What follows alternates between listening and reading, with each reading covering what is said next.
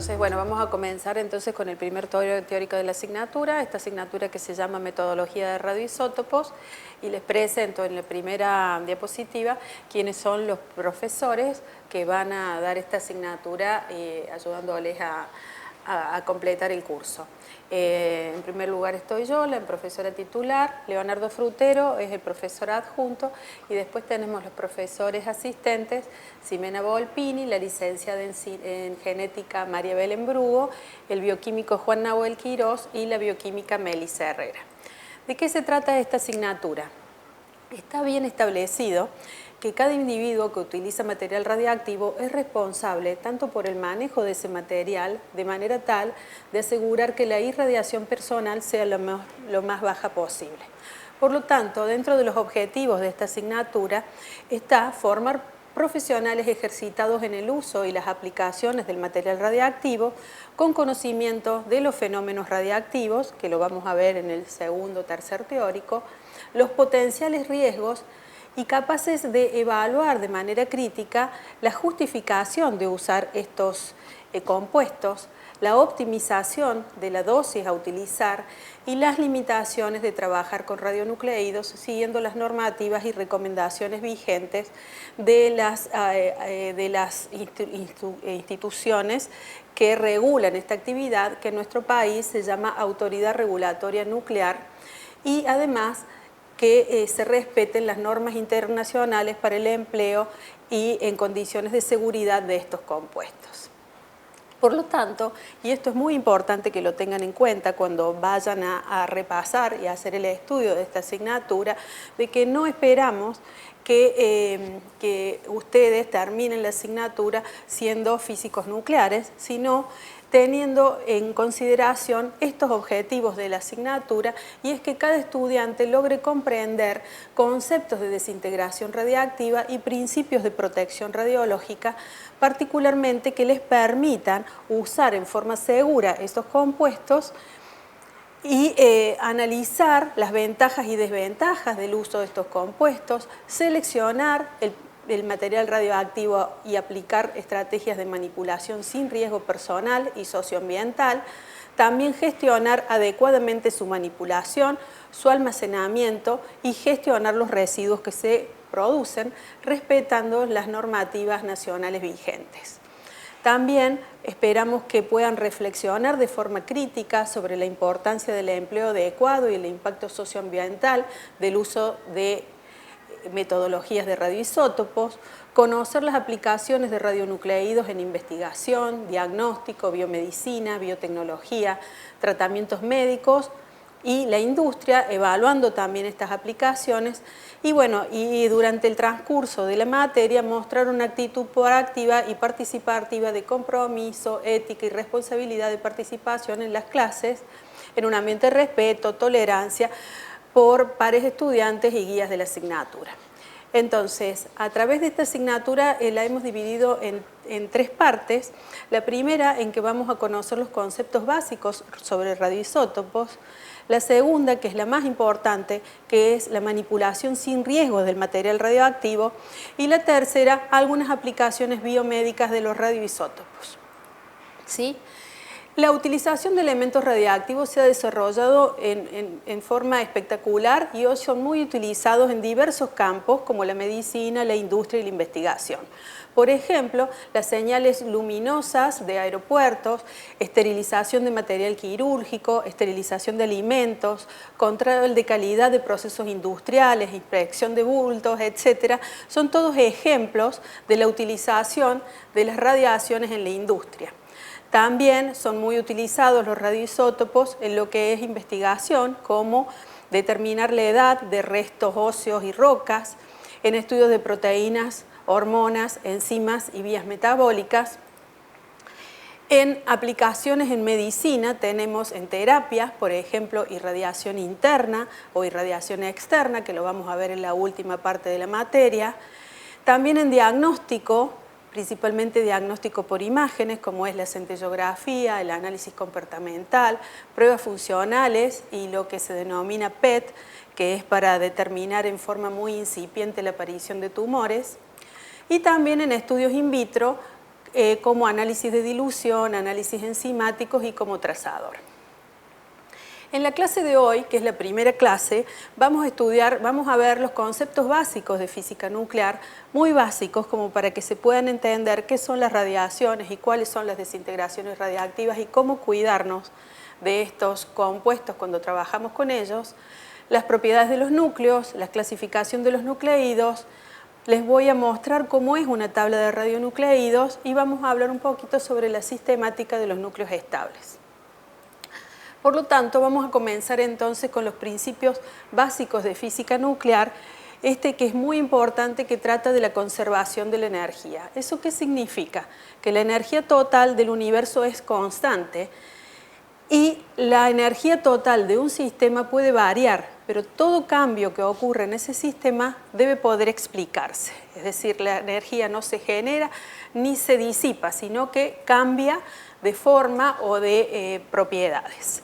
Con respecto a las unidades de energía, en esta materia vamos a usar la unidad que se llama electronvolt, que como ven aquí en la diapositiva se indican con una E pequeña y una B mayúscula.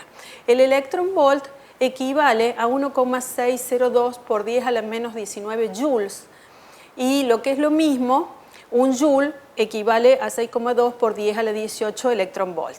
El joule, no sé si recuerdan, es la unidad de energía que es del sistema internacional y significa aplicar una fuerza de 1 newton en 1 metro. Es decir, se está hablando de 1 kilogramo por metro cuadrado por segundo. En física nuclear, entonces, en la unidad de energía que se utiliza es la electronvolt, en electricidad, por ejemplo, el kilowatt, o en nutrición, calorías, como para que tengan alguna idea de cómo son las diferentes unidades. Nosotros vamos a usar el electronvolt. Entonces, lo más importante de esto es que la energía total de un sistema permanece inalterable. La energía también puede variar en su forma, pero siempre es posible explicar esa variación, y que también es posible añadir y extraer energía de un sistema. Lo primero que vamos a ver son los diferentes tipos de energía. Una de ellas es la energía potencial.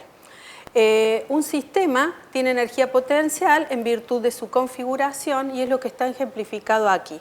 Por ejemplo, tenemos una masa M en estado de reposo en un campo gravitacional como el que tenemos en la Tierra, y tenemos que la energía que va a tener esa masa si cae al punto P va a ser diferente a la energía que va a aportar si cae al punto Q.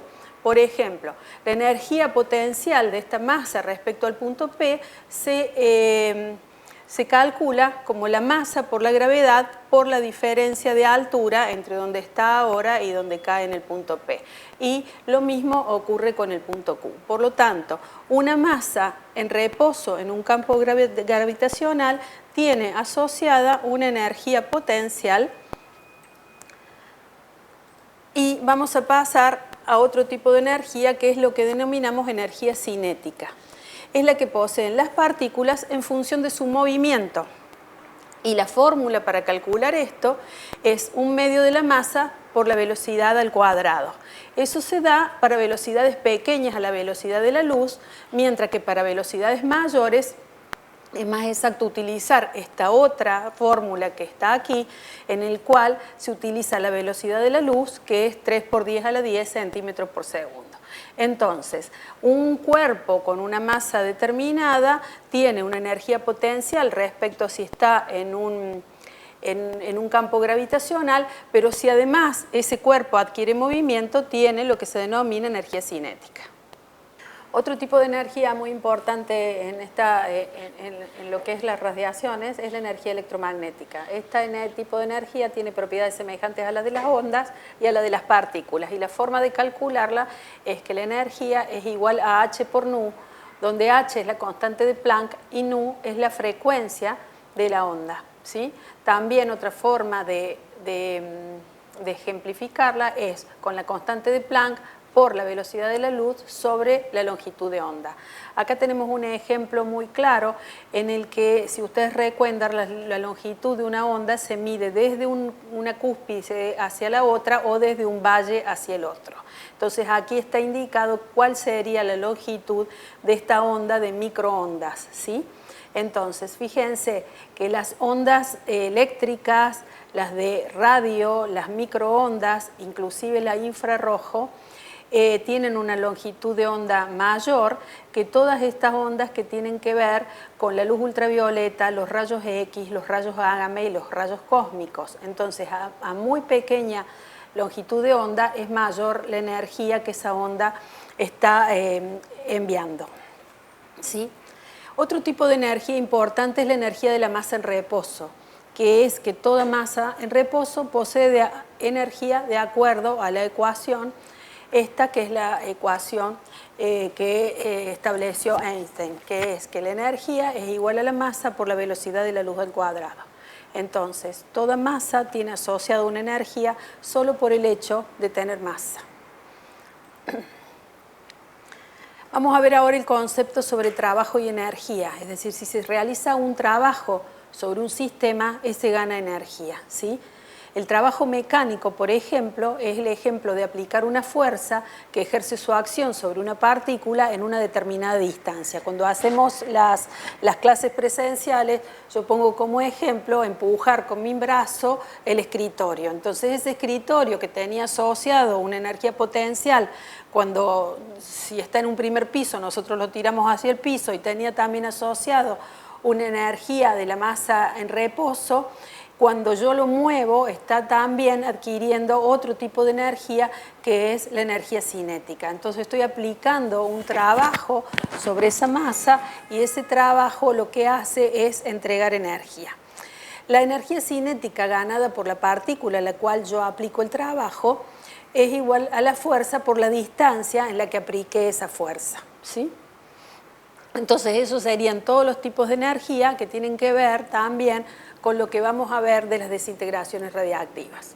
Vamos a repasar un poquito ahora sobre la estructura atómica y nuclear, ¿sí? La estructura atómica, el átomo está compuesto por el núcleo y los electrones formando sus órbitas. Las dimensiones de los átomos están alrededor de 10 a la menos 8 centímetros y las órbitas de los electrones son los que determinan el tamaño de los átomos. Las órbitas electrónicas, si ustedes recuerdan, pueden existir en diferentes niveles energéticos denominados K, la que está más cerca del núcleo, L o M, las que están más alejadas, ¿sí? Estas diferentes órbitas tienen diferentes niveles de energía y es así como si un electrón es elevado de un nivel L al M, se requerirá un trabajo, necesitaremos darle un trabajo para que ese electrón pase a una órbita más energética. Sin embargo, al revés, si el electrón se desplaza de una órbita M a la L, esto liberará energía generalmente como un fotón, que es parte de lo que vimos recién como energía electromagnética, que se pueden denominar fotones. ¿Cuál es la energía que libera ese electrón cuando cae de una órbita M a la L? Es la energía que libera en forma de energía electromagnética, es igual a la diferencia de energía que hay entre la órbita L y la M. Este concepto es bastante importante, es muy importante, y es el concepto de potencial de ionización. El potencial de ionización es la cantidad mínima de energía que debo entregar para remover un electrón de valencia, es decir, un electrón que está en la última órbita del átomo. El potencial de ionización del argón, por ejemplo, que es un gas noble y que es muy difícil de ionizar, es de 15,7 electronvolt, ¿sí? Acuérdense que las unidades de energía, ¿sí?, son electronvolt. Entonces yo necesito darle 15,7 electronvolt al electrón de la última órbita del argón para convertir al argón en un ion, ¿sí? ¿Qué es el electronvolt? Es la unidad de energía que se define. Esto significa que lo vamos a definir de alguna manera, pero no lo vamos a usar nunca, pero hay una definición de qué es un electronvolt, y es que es la unidad de energía que se define como la energía cinética que gana un electrón cuando es acelerado en un campo eléctrico que tiene una diferencia de potencial de 1 voltio, ¿sí? Ya vimos recién también que el electron volt tiene su correlación con otras unidades de energía como son los joules o los ergios, ¿sí? Y estas son unidades de energía o trabajo. Con respecto a la estructura del núcleo, que esta materia se trata principalmente de las estructuras de los núcleos, vamos a hablar de núcleos y no de átomos en general. La estructura nuclear, actualmente se admite que el núcleo está compuesto principalmente por protones y neutrones, a los que en conjunto llamamos nucleones y se indican con la letra A mayúscula. Entonces, en el núcleo están los protones y neutrones. Los protones tienen una carga positiva. La masa de los protones es igual a una masa atómica o una UMA. Y la definición de una UMA es la 12ª parte de la masa del carbono 12, que se le asigna un valor de 12 UMAs y que equivale a 1,66 por 10 a la menos 24 gramos, ¿sí? Entonces, en el núcleo tenemos protones y neutrones. Los protones tienen una carga positiva y los neutrones no poseen carga, por lo tanto son neutros y de ahí viene su nombre. La masa de los neutrones es ligeramente superior a la de los protones. Y los núcleos tienen algunas características que son importantes, como por ejemplo que mantiene unidos a los protones y los neutrones dentro de un núcleo. Si ustedes, como están en los materias superiores, siempre uno hace referencia al núcleo de una célula. Bueno, el núcleo del átomo no tiene una membrana que mantenga unidos los neutrones y los protones. Por lo tanto, deben existir algunas fuerzas que los mantengan unidos formando el núcleo del átomo. Entonces, estas fuerzas son las fuerzas nucleares. Hay fuerzas de corto alcance que mantienen unidos a estos nucleones y lo que se denomina gluón es la partícula responsable de las interacciones nucleares, como sería el fotón de las interacciones electromagnéticas. Después, se han descrito algunas subpartículas que forman parte de los nucleones, tanto de los protones como de los neutrones. Estas partículas, por ejemplo, cuando forman parte de los protones, que un protón tiene una carga positiva, el quarks o partones tendrían cargas positivas fraccionarias para que juntos hicieran una carga positiva completa, digamos.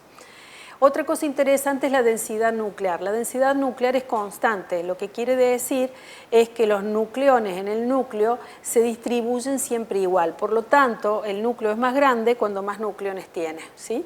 Entonces, el volumen del núcleo es función del número de nucleones que se encuentran en él. Y después las formas de los diferentes núcleos, hay diferentes formas, la esfera es la más común, pero hay otros que tienen forma de elipsoides, se denominan elipsoides duros, blandos, etc. Vamos a ver que los núcleos se pueden describir o expresar con 4 números, que se denominan números pero son realmente letras, en que me indican absolutamente todo lo que ocurre en ese núcleo.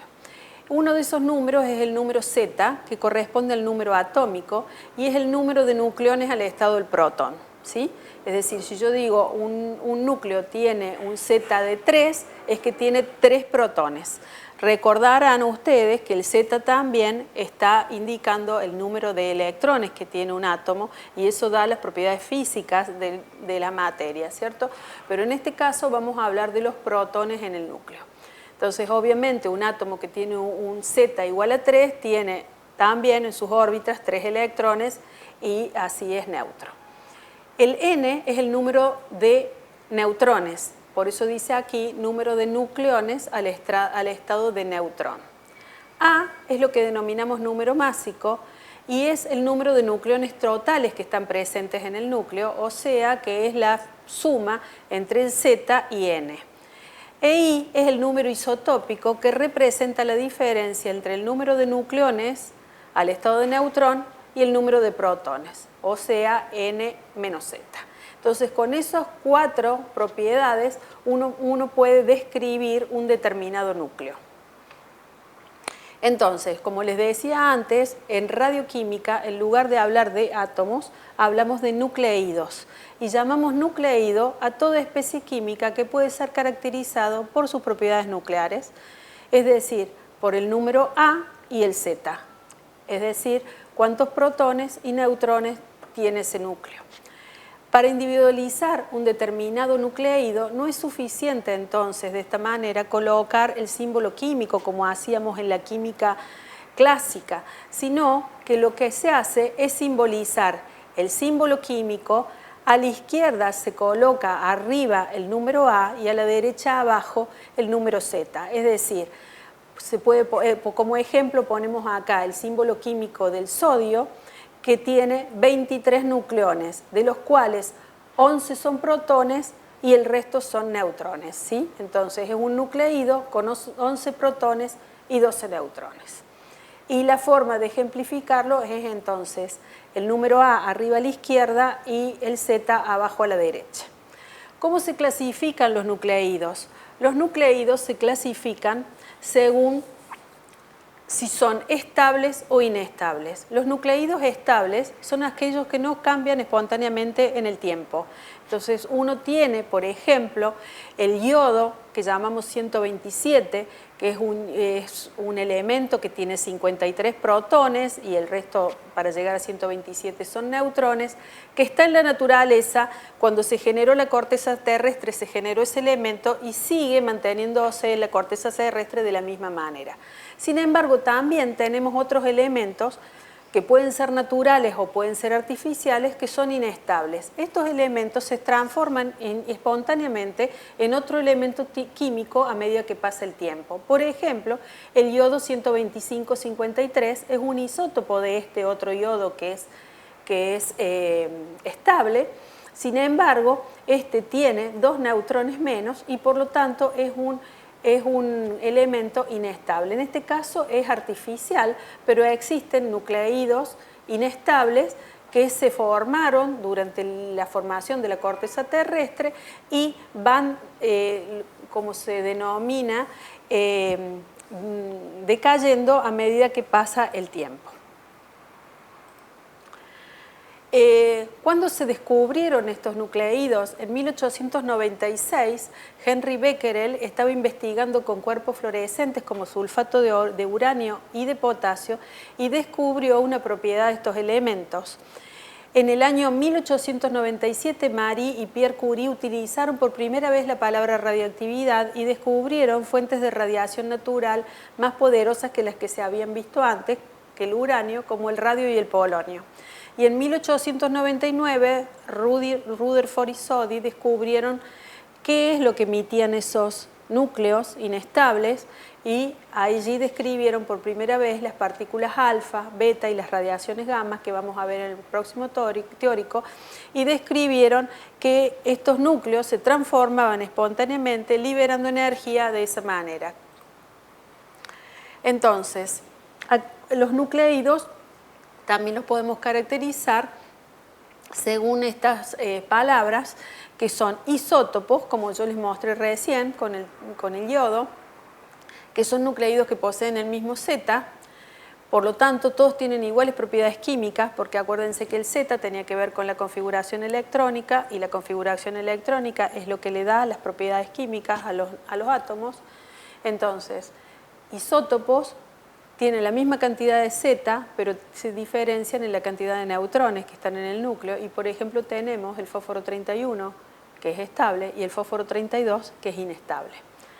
Isotopía en la naturaleza existe, ya que los elementos químicos se encuentran en la naturaleza como una mezcla de varios isótopos que pueden ser estables o inestables, y la proporción relativa de cada uno de ellos se denomina abundancia isotópica, y para cada elemento es constante. Entonces, en la naturaleza existen isótopos de un mismo elemento químico y nosotros, si quisiéramos separar los diferentes isótopos, se podrían hacer mediante métodos físicos, como por ejemplo un espectrómetro de masa. Isótonos se denominan a los que tienen igual N, ¿sí? Isóbaros a los que tienen igual A, isodiáforos a los que tienen igual I, e isómeros nucleares, que esto es un término que vamos a utilizar más adelante también, son núcleos que tienen igual Z e igual A, pero de alguna manera difieren en el contenido energético. Entonces, en algún momento se van a transformar para llegar a su nivel de menor contenido energético. tienen alguna configuración nuclear diferente que los hace que estar excitados y de alguna manera ellos llegan a la configuración basal y liberan en esa transformación energía electromagnética. ¿Cuáles serían las condiciones para que los núcleos sean estables? ¿Sí? Acuérdense que tenemos en el núcleo protones y neutrones. Dijimos que los protones tienen carga positiva y los neutrones tienen carga negativa. ¿Sí? Perdón, los neutrones son neutros, no tienen carga. Entonces, ¿qué ocurre? Si nosotros tenemos en cuenta que en el núcleo está formado por partículas positivas, que son los protones, y partículas neutras, que son los neutrones,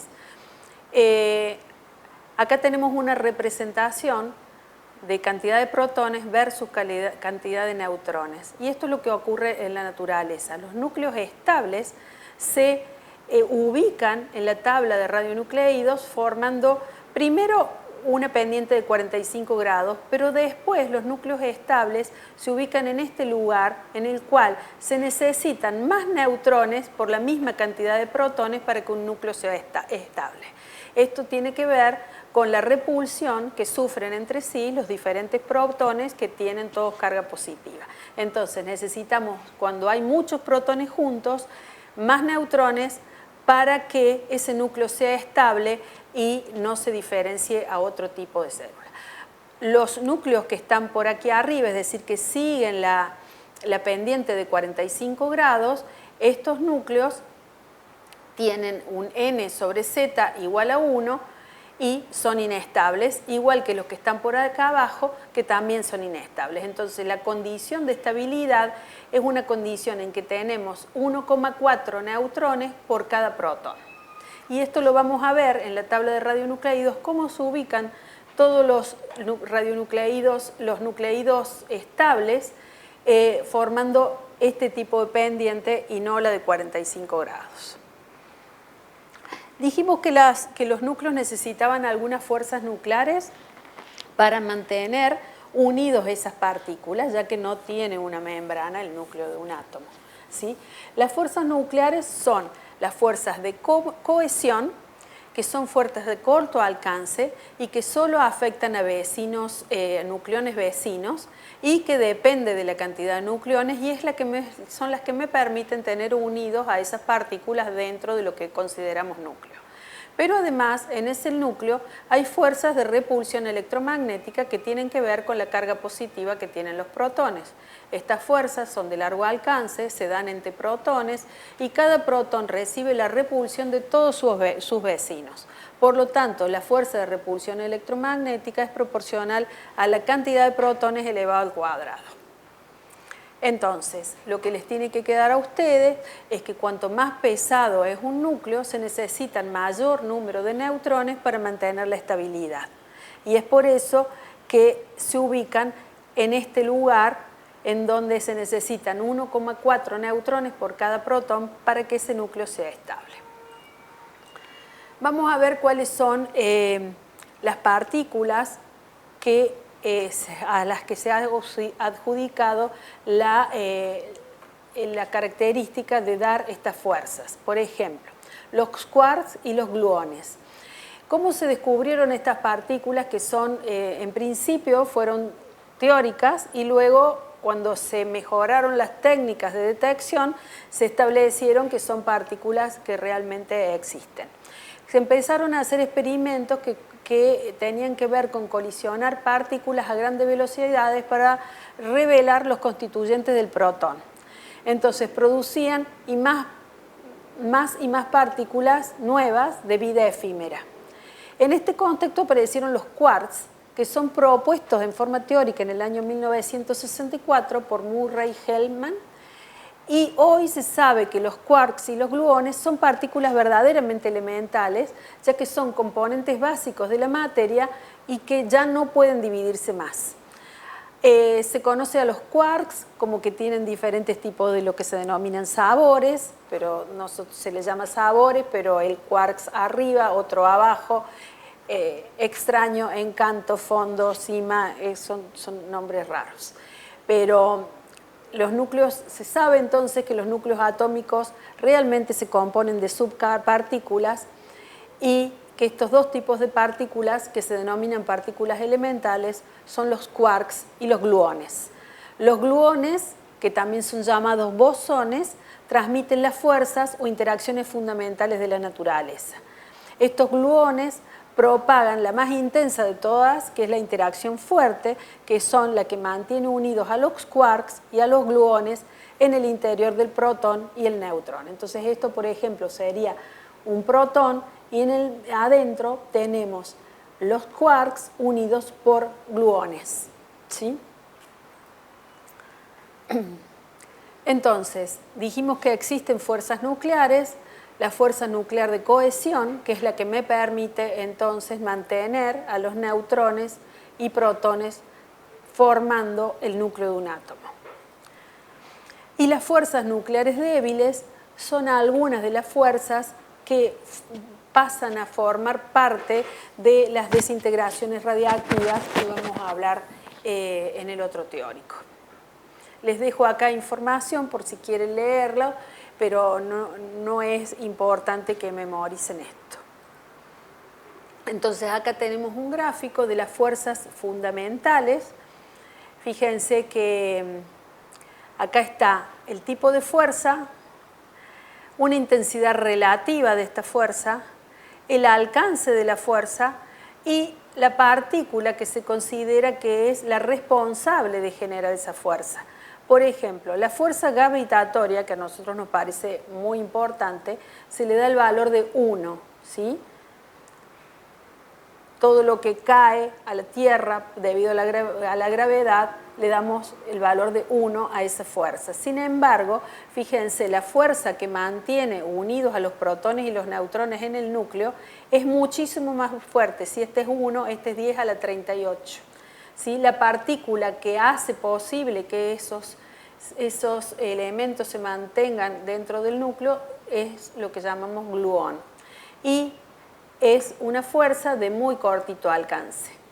La fuerza electromagnética, que son las fuerzas de repulsión o de atracción, repulsión entre cargas del mismo signo o atracción entre cargas de distintos signos, tiene un alcance infinito, es relativo a 1, es 1 a la 10 a la 36 y los responsables son los fotones. La interacción débil, que les comenté que ocurre también en los núcleos y que tiene que ver con las desintegraciones radiactivas, tiene este valor, 10 a la 25, tiene un alcance muy cortito y los responsables son los bosones W y Z. Mientras que, bueno, la fuerza gravitatoria tiene un alcance infinito y teóricamente la partícula que produce esa fuerza es lo que se denomina gravitones, que hasta ahora son hipotéticos o teóricos y no se han podido individualizar. Bueno, esto es un ejemplito de los diferentes tipos de fuerzas que existen en la naturaleza: la fuerza de la gravedad, la fuerza fuerte, la débil y la electromagnética. Existe también, lo que es muy importante, cuál es la condición de masa para que un núcleo sea estable, ¿sí? Entonces, por ejemplo, tenemos el núcleo de tritio. El núcleo de tritio tiene un protón y 2 neutrones, que es esto que está acá. Este núcleo es inestable. Mientras que el núcleo de helio, que tiene 2 protones y 1 neutrón, que es lo que está ejemplificado aquí, es estable, ¿sí? ¿Y esto por qué? Porque 3 partículas formando parte de un núcleo, cuando tienen alguna opción de ser más livianas, son estables, ¿sí? Entonces, fíjense, acá son las mismas 3 partículas, pero estas 3 partículas son más livianas que esta y por lo tanto este es un elemento estable y este de alguna manera se va a transformar para transformarse en este. Entonces, un núcleo es inestable cuando su masa en reposo es mayor que la de cualquier otra combinación posible.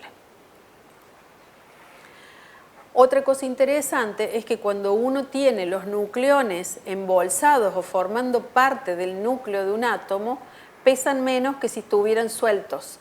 Y eso es lo que está escrito acá: los nucleones sueltos pesan más que los empaquetados en el núcleo de un átomo. Porque si uno hace la cuenta de cuánto pesarían, por ejemplo, 2 protones más 2 neutrones, da este número que está aquí, que estoy señalando, pero cuando y eso sería un núcleo de helio, pero cuando uno verdaderamente determina cuál es el peso del núcleo de helio, observa que es menor. Por lo tanto, hay una cantidad de masa que se llama decremento másico que pierden los núcleos al estar las partículas empaquetadas y no sueltas, ¿sí? Entonces, fíjense que este decremento másico es más o menos 10 megaelectronvolt, lo cual es bastante energía que tienen los núcleos cuando están empaquetados. Eso significa que si nosotros bombardeamos un núcleo y los desempaquetamos, ahí va a haber una gran liberación de energía, que es lo que ocurre cuando tenemos la fisión nuclear, ¿cierto? Bueno, entonces el decremento másico es la masa que falta, es la energía que habría que entregar a un núcleo para separarlo en nucleones. Y también existe la energía de unión o empaquetamiento, que es la energía que mantiene unidos a esos nucleones, ¿sí? Y vamos a ver como última parte de este teórico la tabla de radionucleídos. La tabla de radionucleídos es bastante más grande que la que está en la puerta de la facultad, que es una tabla de Mendeleev o la tabla periódica de los elementos. Esta es la tabla de los radionucleídos, en la cual está toda la información de todos los elementos, tanto naturales como artificiales creados por el hombre. Fíjense que la parte que está aquí, que estoy señalando, este es el número Z y este es el N, la parte que estoy señalando aquí es el cuadradito este de aquí. Entonces tenemos todos estos elementos. En cada uno de estos cuadraditos, si ustedes miran aquí, van a ver que la primera fila, el primer cuadradito de cada fila tiene esta forma, es decir, un recuadrito negro con el nombre del elemento y el peso atómico del elemento, ¿sí? Después van a encontrar pintado de negro también con el nombre del elemento, el peso del elemento y la abundancia isotópica, todos los elementos naturales y estables. Y si ustedes ven aquí es la curva que vimos recién en la diapositiva anterior, es decir, no es a 45 grados, sino que tiene una meseta. Todos los nucleídos que son naturales siempre tienen una parte negra. Este, por ejemplo, que tiene una parte negra y una parte blanca, está indicado el símbolo y el número de nucleones, la abundancia isotópica en el elemento natural, el periodo del estado metaestable, es decir, este elemento no está absolutamente en su estado basal, sino que de alguna manera se va a transformar y se va a transformar emitiendo un fotón de energía electromagnética. Entonces, todo lo que tenga que ver con negro son elementos naturales. El completamente negro, natural y estable, y si tiene alguna partecita de otro color, es que no es completamente estable, pero que sí está en la naturaleza. Los que vamos a ver con rosa o rojo, acá en esta tabla están en rojo, la que yo le voy a mostrar el lunes en clase está en rosa. En este cuadradito, en rojo o rosa, se indican los radionucleídos que desintegran mediante dos mecanismos, desintegración beta positiva o captura electrónica. Y en el cuadradito, ¿qué es lo que dice? El símbolo del elemento y el número de nucleones, el periodo semidesintegración, que ya vamos a ver qué es, la forma en que va a desintegrar, es decir, beta positivo o captura electrónica, y la energía que va a liberar en esa transformación.